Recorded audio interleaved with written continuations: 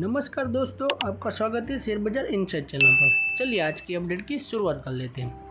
First of all बात करूँ Nuvama wealth management की, तो इसका Q4 का रिजल्ट आ चुका है। नेट प्रॉफिट की बात करूँ तो उसमें 78.6% की बढ़ोतरी रही है। पिछले साल कंपनी का नेट प्रॉफिट था 37.4 करोड़, जो इस साल हो चुका है 67 करोड़ रुपीज़। रेवेन्यू की बात करूँ तो उसमें भी करीब 16.4% की अच्छी ग्रोथ रही है।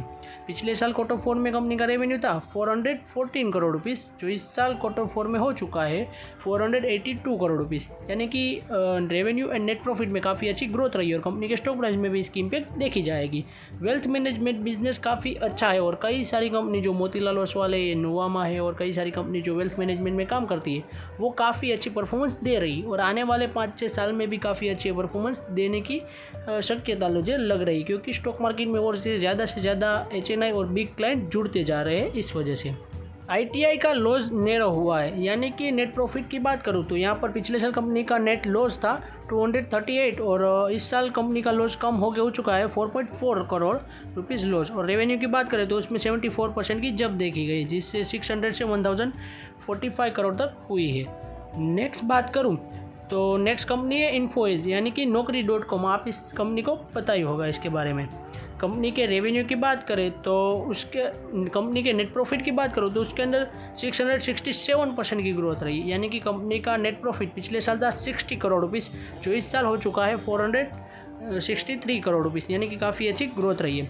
अगर रेवेन्यू की कंपनी की बात करूँ तो उसमें 14% की ग्रोथ रही है ईयर ऑन बेसिस पर। कंपनी का पिछले साल Q4 में था नेट रेवेन्यू 657 करोड़, जो इस साल हो चुका है 750 करोड़ रुपीज़। नेक्स्ट बात करें LIC की, तो यहाँ पर आप सबको पता है कंपनी लाइफ इंश्योरेंस सेक्टर में काम करने वाली कंपनी है। कंपनी का नेट प्रीमियम इनकम की बात करें तो उसमें 3.2% की गिरावट रही है। पिछले साल कंपनी का रेवेन्यू इस साल था और इस साल Q4 में ये हो चुका है। और कंपनी के नेट प्रॉफिट की बात करूँ मैं तो यहाँ पर कंपनी का नेट प्रॉफिट करीब 38% बढ़ा है। यानी कि पिछले साल कंपनी का नेट प्रॉफिट था 13,782 करोड़, जो इस साल हो चुका है 19,039 करोड़ रुपीज़। नेक्स्ट बात करें हिंदुस्तान कॉपर की, तो यहाँ पर कंपनी का रेवेन्यू 29.4% की ग्रोथ रही। पिछले साल कंपनी का रेवेन्यू था 565 करोड़, जो इस साल हो चुका है 731 करोड़ रुपीज़। नेट प्रॉफिट की बात करूँ तो यहाँ पर भी 50.6% की ग्रोथ रही। पिछले साल कंपनी का नेट प्रॉफिट था 124 करोड़ रुपीज़, जो इस साल हो चुका है 187 करोड़। यानी कि कंपनी के रिजल्ट काफ़ी अच्छा रहा है। नेक्स्ट बात करें प्रिसीजन क्रेमशाफ्ट की, तो यहाँ पर कंपनी का रेवेन्यू की बात करें तो करीब 25.7% की गिरावट रही है कंपनी के रेवेन्यू में। कंपनी का रेवेन्यू पिछले साल Q4 में था 256 करोड़, जो इस साल हो चुका है 190 करोड़। यानी कि 25% की डाउन रहा है रेवेन्यू। और नेट प्रॉफिट की बात करें तो पिछले साल कंपनी का रेवेन्यू था 3.34 करोड़, जो इस साल हो चुका है करीब 40.44 करोड़। यानी कि काफ़ी अच्छी ग्रोथ रही है नेट प्रॉफिट में, मगर रेवेन्यू डाउन रहा है। अब देखते हैं कंपनी के स्टॉक प्राइस में क्या इम्पैक्ट देखा जाता है कल के दिन। नेक्स्ट बात करते हैं भारत डायनामिक्स की, तो यहाँ पर कंपनी का रेवेन्यू देखें तो 112.2% की ग्रोथ रही है। पिछले साल कंपनी का रेवेन्यू था 848.56 करोड़ रुपीज़, जो इस साल हो चुका है 1854 करोड़ रुपीज़। यानी कि कंपनी के रेवेन्यू में काफ़ी अच्छी ग्रोथ देखी गई है। अगर नेट प्रॉफिट की कंपनी की बात करूँ तो उसमें भी करीब 6% डाउन रहा, यानी कि गिरावट रही नेट प्रॉफिट के अंदर। कंपनी का नेट प्रॉफिट पिछले साल था 288.77 करोड़, जो इस साल हो चुका है 272.77 करोड़। यानी कि 6% की गिरावट देखी, जो कि कंपनी के लिए काफ़ी अच्छी बात नहीं है। नेक्स्ट बात करें ईडी पेरी की, तो यहाँ पर आप सबको पता है कंपनी शुगर केन में से इथेनॉल और ये सब बनाने का काम करती है। कंपनी की बात करूँ तो रेवेन्यू करीब रहा है 22.6% की ग्रोथ रही। कंपनी का रेवेन्यू पिछले साल था 5,557 करोड़, जो इस साल हो चुका है 6,811 करोड़ रुपीज़। यानी कि काफ़ी अच्छी ग्रोथ रही है रेवेन्यू में। अगर नेट प्रॉफिट की बात करूँ तो उसमें भी करीब 30.4% की ग्रोथ रही है। पिछले साल कंपनी का नेट प्रॉफिट था 220 करोड़ रुपीज़, जो इस साल हो चुका है 287 करोड़ रुपीज़। यानी कि कंपनी का नंबर्स काफ़ी अच्छी रहे हैं। नेक्स्ट बात करें BSNL की, तो यहाँ पर आप सबको पता है कि BSNL क्या काम करती है और गवर्नमेंट ओन कंपनी है।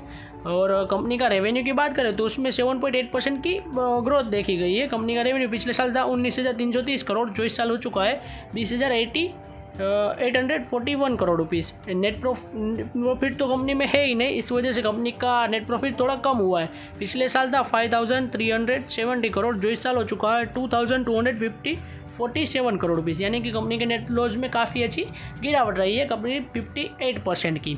जो कि काफ़ी अच्छी बात है। नेक्स्ट देखते हैं कंपनी का क्या होता है क्या नहीं। मुझे तो अभी के लिए कुछ कंपनी में दिखता नहीं इसके फ्यूचर के बारे में, क्योंकि इस सेक्टर में मोनोपोली जियो की स्थापित हो चुकी है और एयरटेल भी काफ़ी कर्जे में डूबी हुई कंपनी है। नेक्स्ट बात करें गुजरात फ्लोरोकेमिकल्स की, तो यहाँ पर कंपनी के रेवेन्यू की बात करूँ तो उसमें करीब 8% की ग्रोथ देखी गई। पिछले साल कंपनी का रेवेन्यू था 1133 करोड़, जो इस साल हो चुका है 1225 करोड़ रुपीज़, यानी कि 8% की ग्रोथ रही रेवेन्यू में। अगर मैं कंपनी के नेट प्रॉफिट की बात करूँ तो उसमें काफ़ी अच्छी ग्रोथ रही है, 89% की। कंपनी का नेट प्रॉफिट पिछले साल था 101 करोड़, जो इस साल हो चुका है 191 करोड़ रुपीज़, यानी कि काफ़ी अच्छी ग्रोथ रही है। कंपनी ने करीब 3 रुपीज़ पर शेयर डिविडेंड भी अनाउंस किया है। और LIC की बात करूँ तो उसमें भी करीब 12 रुपीज़ का डिविडेंड अनाउंस किया है LIC ने भी। बात करूँ इंडिगो की, तो यहाँ पर उसके को फाउंडर राकेश जी ने अपना स्टेक बेचा है करीब 11,300 करोड़, यानी कि कंपनी के जो को फाउंडर है उन्होंने अपना शेयर्स के मालिकाना हक बेच दिया है ब्लॉक डील के जरिए। यहाँ पर बात करें तो करीब 3.4% की 3.4% का स्टेक इन्होंने अपनी मालिकी से हक में से बेचा है, यानी कि अपने शेयर को बेचा है 3.4% के आसपास। यहाँ पर आप देख सकते हैं कि कल के दिन ये खबर आई थी और आज के दिन कंपनी के स्टॉक प्राइस में भी करीब 2% की गिरावट देखी गई है इसी की वजह से, क्योंकि अगर कोई मालिक अपनी कंपनी का शेयर बेचता है तो कंपनी के जो दूसरे इन्वेस्टर है वो भी अपना विश्वास गंवा देते हैं कंपनी के ट्रस्ट के ऊपर से। इसी वजह से आज भी कंपनी के स्टॉक प्राइस में करीब 2% की गिरावट रही है। आज की अपडेट हमारी यहीं तक थी। ऐसे ही वीडियोस देखने के लिए हमारे चैनल को सब्सक्राइब कीजिए और बेल आइकन को ऑन करना मत भूलिएगा। Thanks for watching.